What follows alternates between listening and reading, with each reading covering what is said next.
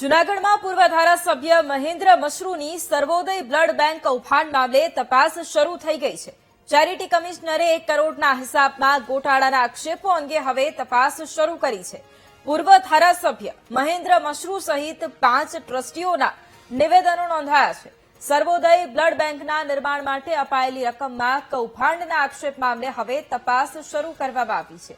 સેવાભાવી ટ્રસ્ટે 1 કરોડની રકમ પત્નીના સ્મરણાર્થે બ્લડ બેંક માટે આપી હતી। 1 કરોડની રકમના હિસાબમાં ગેરરીતિ કરાઈ હોવાનો આક્ષેપ થયો હતો।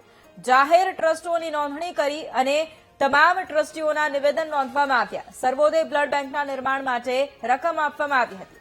બ્લડ બેંકના નિર્માણને બદલે નિભાવ અંગેની પહોંચ અપાતા વિવાદ થયો હતો। ચેરિટી કમિશનર કચેરીમાં ફરિયાદ નોંધાતા હવે તપાસ પણ શરૂ કરવામાં આવી છે। અને આજ મુદ્દે સંવાદદાતા જય ફોન લાઈન પર છે। જય, જૂનાગઢમાં પૂર્વ ધારાસભ્ય મહેન્દ્ર મશરૂની સર્વોદય બ્લડ બેંક કૌભાંડ મામલે હવે તપાસ શરૂ કરવામાં આવી છે, શું વધુ જાણકારી? જી ચોક્કસથી જણાવજો કે જે જૂનાગઢમાં જે સર્વોદય બ્લડ બેંક છે તેમાં જે દાનને લઈને મામલો સામે આવ્યો હતો।